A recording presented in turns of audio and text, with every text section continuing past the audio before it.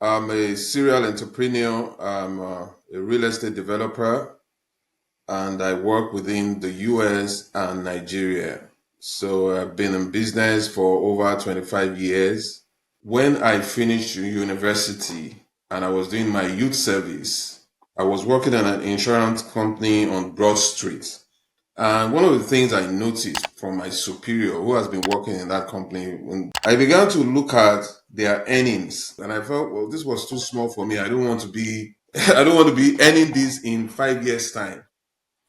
So I started thinking, is this what I want to do? How much are these people earning? I was curious and I found out, look, this is not what I want to do at all.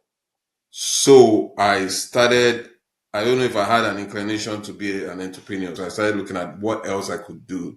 I had a friend. The family had a furniture making company. I had a discussion with him, and both of us agreed that we could start a furniture company that was parallel to theirs. The reason was he told me they have a lot of clients and there are some businesses they don't take. So why not take those businesses? I'll just pass it. I'll just pass them to you. And that's how we collaborated and started something. It kicked off fast immediately. I was a youth corper. I had my first employee 6 months into youth service. And before the end of youth service, the business was there. We already had about 3 or 4 contracts.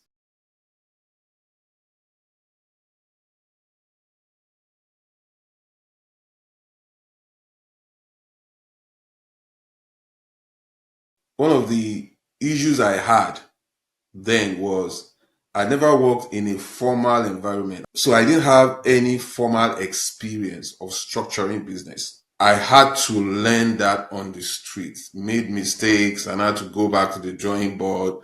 I need to get a manager. We need to focus on marketing. I had a very organic growth, learning all this. My first company, the name was Ornaments and Design. We used to make furniture. We used to install kitchen cabinets, handrails, and so many other things that has to do with building fixtures. And we were doing a lot of contracts. We grew to, I would say we had about 100 staffs continuously between 2010 and, sorry, 2000 and 2010 when the organization was running.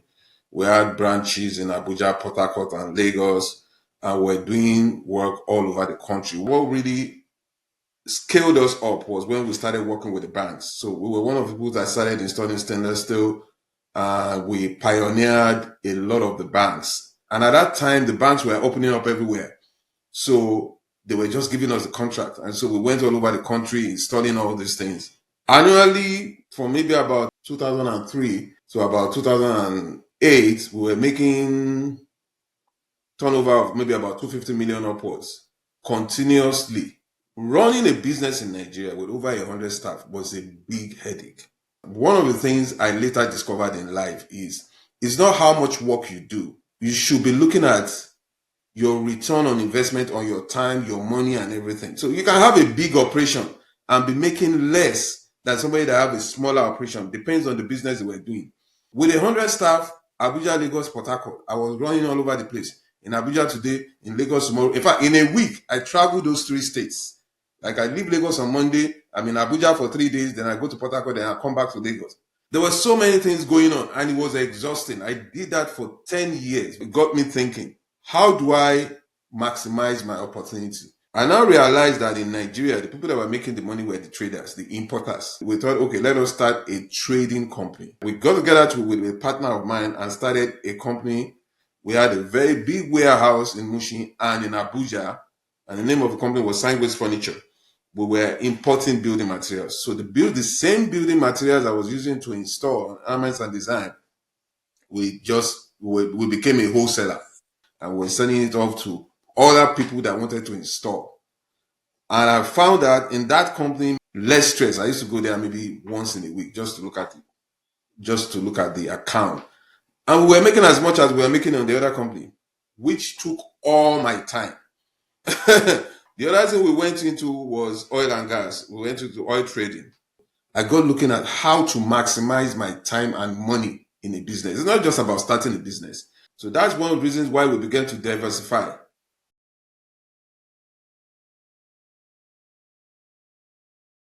I started looking at what about going to other countries to work? I started looking at starting a business outside Nigeria. Plus, I wanted to have option.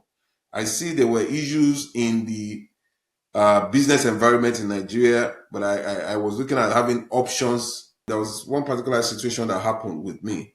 The ornaments and design that we were making about 250, and we had so much operation, I decided to fold it up. I had two or three businesses going on. They were making me money. I was also looking at starting a business abroad. So I was doing a lot of traveling. But I have all these staffs that they weren't doing anything. So I started looking at my opportunity cost. This is a business that, even though I was making money, the wahala was so much. So I came up with the idea that this business, I'm shutting it down. I shut it down over a space of 6 months, paid off my first set of staff that were not performing, paid them about 6 months advance and told them to go. Then the next set of staff, I paid them off. Real estate is one of those industries where you don't have to have so many staffs. Plus, one of the major things was that I was already in the real estate construction company anyway. I used to work with Julius Berger, I used to work with Kappa and Dabato, and so many other builders because I used to install handrails, kitchen, I used to import stuff for them. So I already had a knowledge of construction. I didn't require so much operation.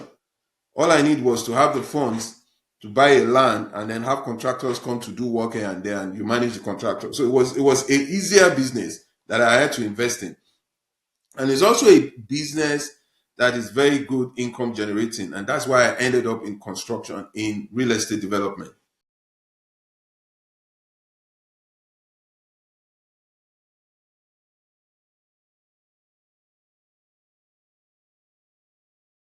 I told my wife I wanted to go start a business in the US. And my wife moved to the US earlier before I moved in. At some point we were having, it was difficult, trying to, start up business and so many things going on. And people started calling me and say, what are you trying to do? Well, I wanted to start a real estate development company. People was like, it's only white people that do this. This is white people's business. Why waste your time? Go get a job. But I have never really worked for anybody. So I really didn't see myself as employable. And again, I have the mindset. I've already known. I've started about three or four businesses successfully. So I knew the principles of being an entrepreneur.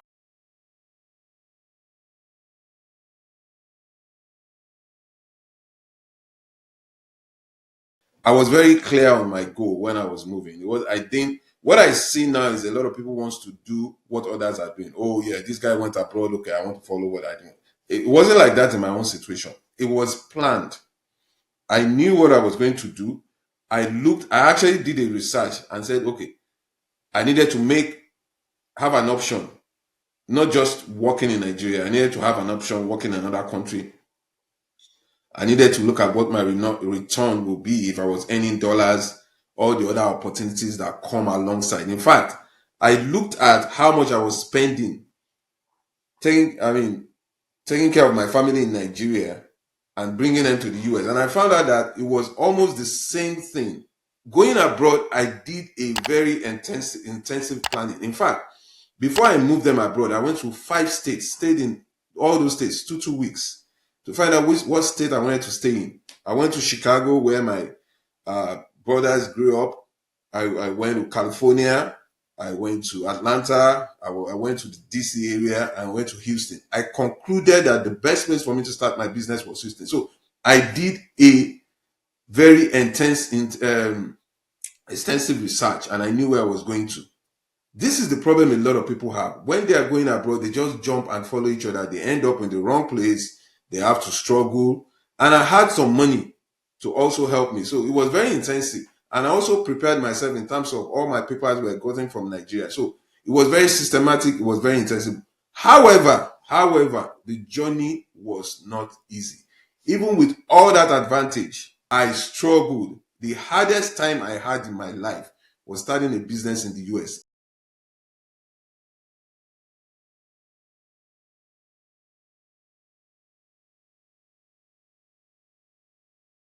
When I moved into the US, it was a different ball game from Nigeria. And it was the biggest struggle I ever had for the first 3 or 4 years. You see, there are some things you never notice when you are in Nigeria. You can easily get help for so many things, get information, right? I can come to your office, I get information, you will give it to me. You get those things easily in Nigeria. When you get abroad, it is a different ball game. People avoid you, they don't want to help you, they disappoint you. So, one big problem, you're on your own. The next thing, I wasn't employable. I couldn't really get a job, and I had to pay. I had to earn money from Nigeria.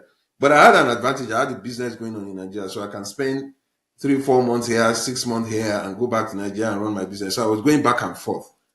But later on, around 2013, cost of buying dollar went up. Foreign exchange went up. I remember that what I needed to spend on a monthly basis for my family was about 600 or 700,000 a month.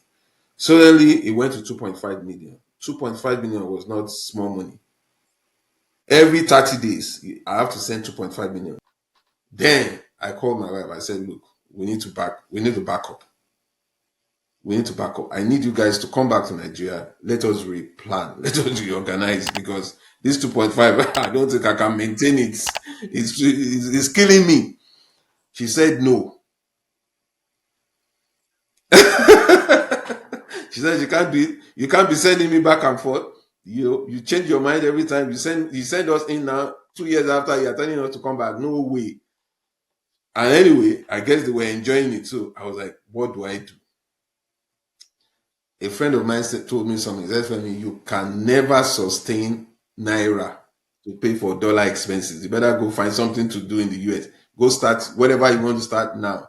Get a job, start a business, do whatever. That urged me to move faster.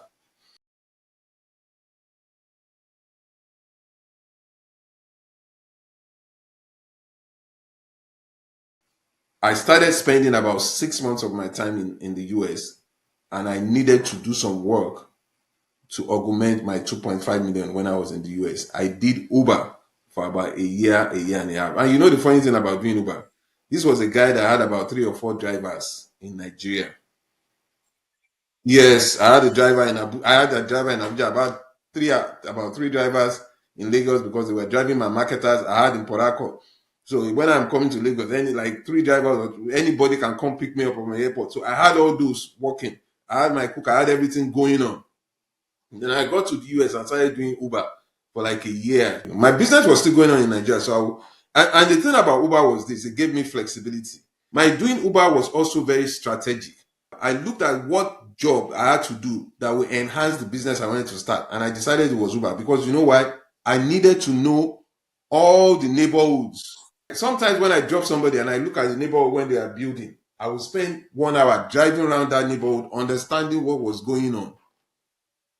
So Uber was played a big role.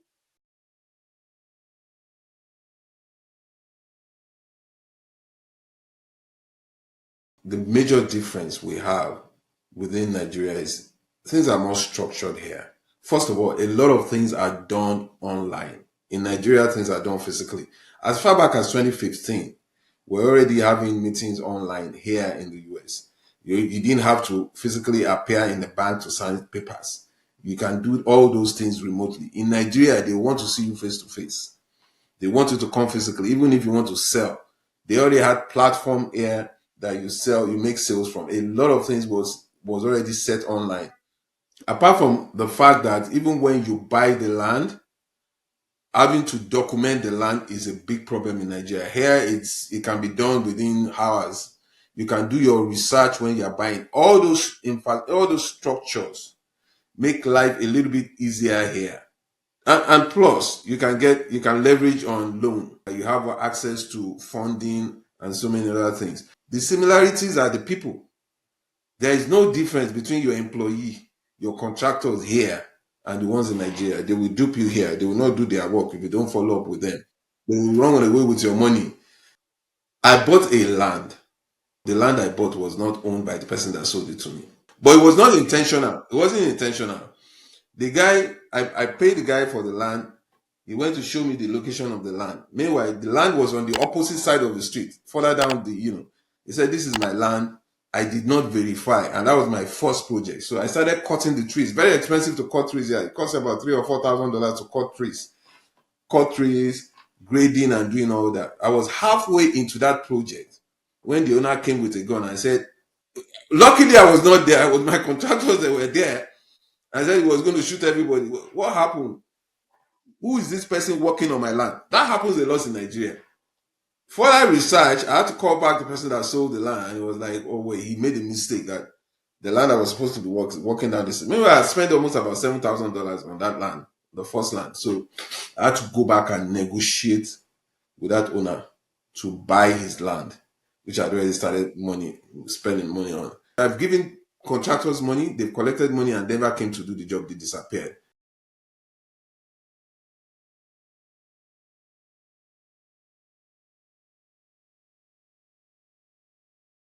The biggest problem I had was buying a land that had the wrong title. Somebody sold a property to me. It was a friend that I trusted very much. And he said, okay, you know what? I will sell this land. Normally, we're supposed to close in the title house. But it was like, Femi, I just closed on that land a month ago. You don't need to go to the title house. Just take it. I will just pass it on to you. And he was somebody that was mentoring me because he was already in the industry before. So I actually queried him and said, look, why don't we go through the normal process? Why do you want to waste money closing? You can save $2,000-$3,000. So because then I needed him, I didn't go through the process of due diligence. This is something I would never do again. Meanwhile, why he sold that land to me was that land had a title problem. This guy was extremely rich. We're talking about $40,000-$50,000 worth. The value of the land I bought was about $40,000 or $50,000 then. This guy owned land close to about $3 million then. And he still found it in his mind to dupe me. The problem with that land was he had what we call a broken chain. The deed had a broken chain, which means that while when you buy a land and you send it to somebody else, you send it to Femi, and then Femi sells it to Shola, Shola sells it to Tunji, or sells it to Deborah. That's a chain of owners. If you get to a place where one of the owners sold it, but there was no proper documentation, it's a break in chain. That means that every other person that had bought it from Femi does not own it, because when the right person comes to claim from Femi, all of you have bought nothing. This guy knew he had that problem. He had bought it from somebody else. He didn't realize there was a breaking chain. When he saw that there was a breaking chain, he now sold it to me. Now, buying a $50,000 land was not the problem. It was not the biggest problem. I went ahead and used my money, cash, $250,000, to build a house on a land that had a chain of owners. So I was down into that property about $300,000, and that was almost everything that I had.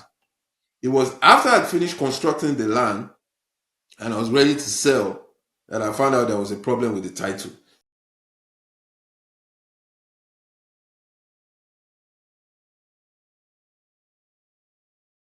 Something has always happened to me repeatedly over time. People come to me and say, Femi, we know you have started business, you've done business, you're a serial entrepreneur. Can you please tell me what kind of business I can? People want me to mentor them rather than attending to one or two people at separate times. Why not just start a podcast to educate people? I could come here online and talk about my experience, the mistake I made. Now, this was not an idea I had before, but later on I realized it was a good idea. First, I will impact other people, especially the younger generation, to let other people see what I've done. Like just an ordinary person growing up in Ikeja, Sulere, or the island, to see how possible it is to start a business abroad, start a business in Nigeria, start a business anywhere. And that's the main reason why I'm doing this. I want to impact other people. I want to actually focus more on the issues I had. I want to talk more about that so that people can learn from me. And also, I'm going to be bringing guests on my podcast, people that have similar experience where they failed, particularly, so that people can learn from me.